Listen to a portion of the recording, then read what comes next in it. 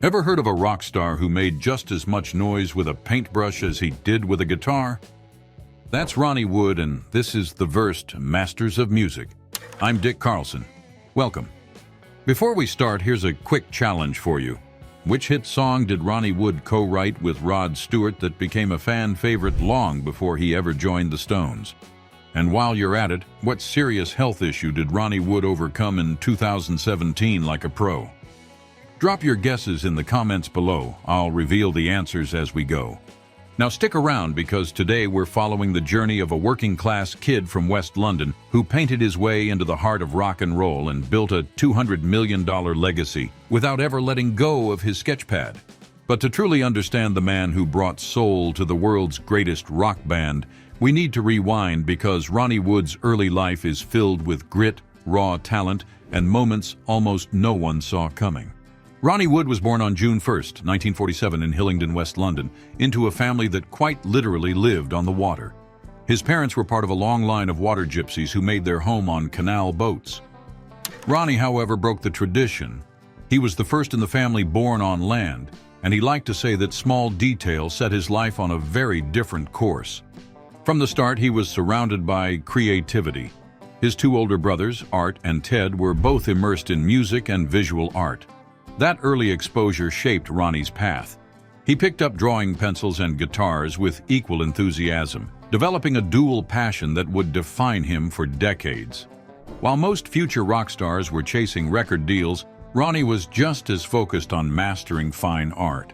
He went on to study at Ealing Art College, a place known for producing legends like Freddie Mercury and Pete Townshend.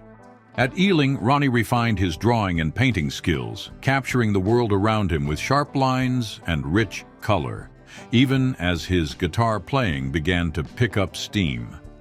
By his mid-teens, music had become more than just a hobby. At 17, he got his first big break. It was a spot as lead guitarist in a local R&B band called The Byrds. It wasn't glamorous, but it was his first real entry into the music industry. Ronnie was all in. Ronnie's time with the Byrds kicked off in 1964. He handled lead guitar and much of the songwriting, cutting his teeth in smoky clubs and on small tours. The band didn't go mainstream, but for Ronnie it was a crash course in performance, production, and life on the road.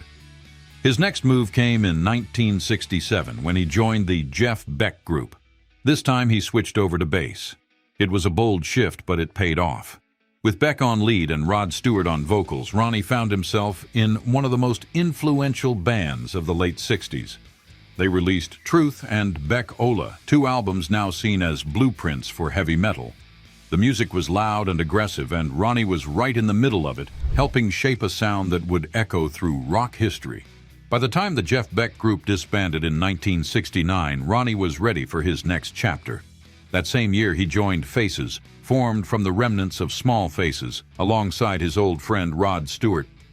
Faces weren't polished, but that was the point. They were raw, loud, and lived in, bringing drunken swagger and joy to every stage they hit. Ronnie's guitar playing was central to their identity, and his songwriting hit a peak when he co-wrote Ooh La La, a track that would become one of the band's signature anthems. But music wasn't his only outlet. Throughout this chaotic rise, Ronnie kept drawing backstage, in hotel rooms, and on the tour bus. His sketchbooks captured it all, be it bandmates mid-song, cigarette breaks during sessions, or private moments frozen in ink. While the world was discovering Ronnie Wood the guitarist, he was quietly building another reputation of Ronnie Wood the artist. By 1974, Ronnie was no longer just a working musician. He was a known force in two worlds: the wild, unpredictable scene of British rock and the introspective, disciplined space of fine art. And what came next would take both of those identities to a global scale. In 1975, after Mick Taylor left the Rolling Stones, the band was in search of a new guitarist. Someone who could hold their own musically, but also fit the group's larger-than-life energy. That's when Ronnie Wood stepped in. At first it was just for the tour, but by 1976 he was officially in.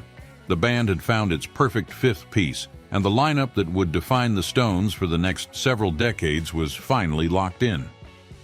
Ronnie brought something new to the table. It was not just his gritty, blues-driven playing, but also a kind of laid-back humor that helped balance the strong personalities already in the band. He added joy and warmth, which made him more than just a guitarist. Gradually, he became part of the emotional glue that kept the Stones rolling. His contributions came fast. Over the next few years, he played on some of the Stones' most iconic records, including Some Girls in 1978, Emotional Rescue in 1980, and Tattoo You in 1981.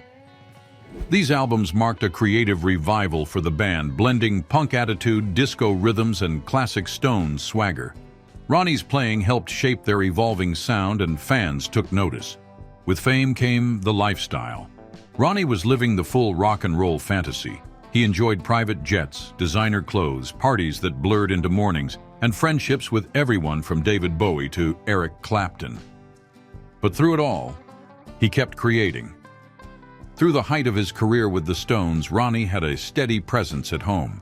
He married Jo Wood in 1985. Jo was more than a partner.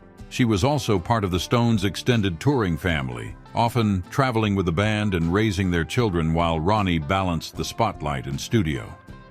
Around this time, Ronnie purchased The Wick, a grand Georgian mansion in Richmond overlooking the Thames. Previously owned by actor Sir John Mills, the house was known for its sweeping gardens and ornate staircases.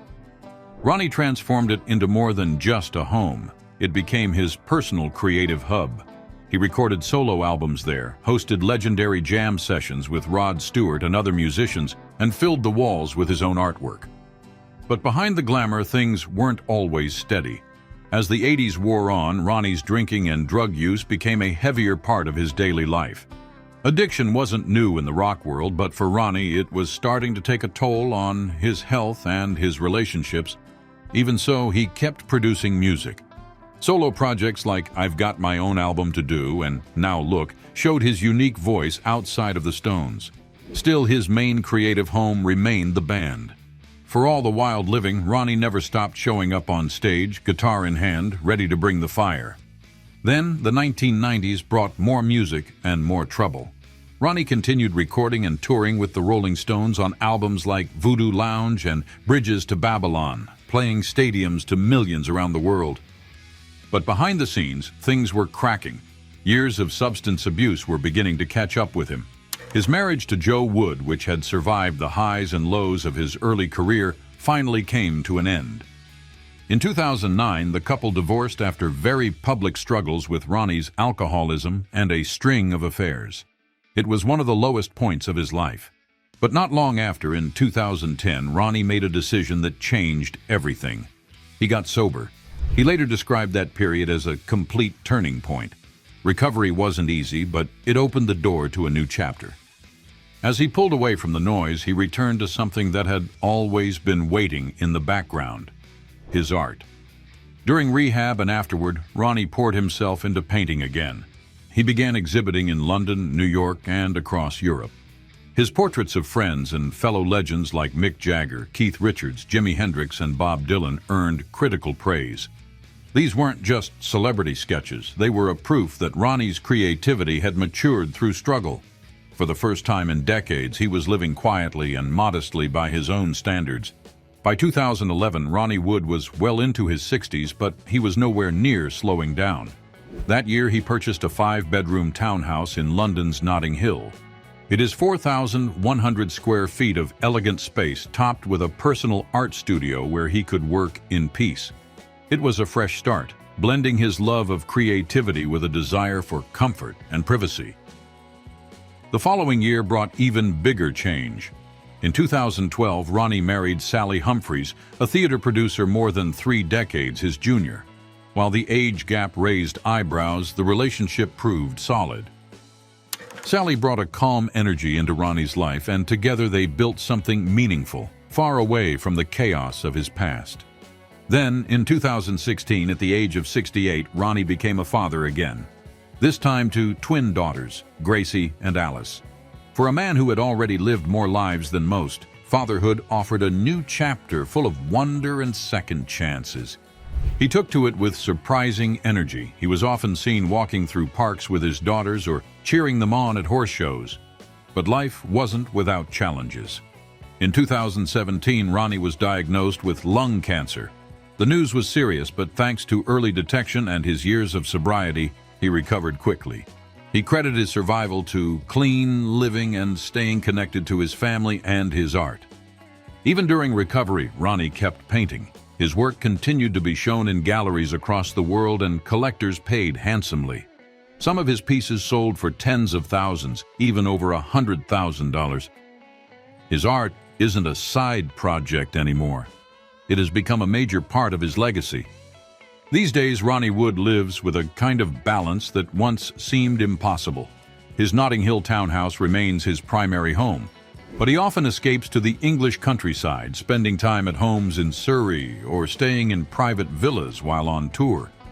He still enjoys the finer things. His love for classic cars hasn't faded, and he's frequently spotted behind the wheel of vintage Jaguars or Bentleys. He's also a devoted horse racing fan, often attending events at Ascot and Cheltenham and even co-owning a few racehorses.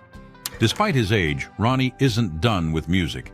In 2023, he returned with the Rolling Stones to contribute to Hackney Diamonds, the band's latest studio album. The record was a reminder that Ronnie may be a grandfather, a painter, a survivor, but above all, he's still a rock star, and he's not interested in quitting anytime soon. Between touring, painting, and parenting, Ronnie has found his rhythm.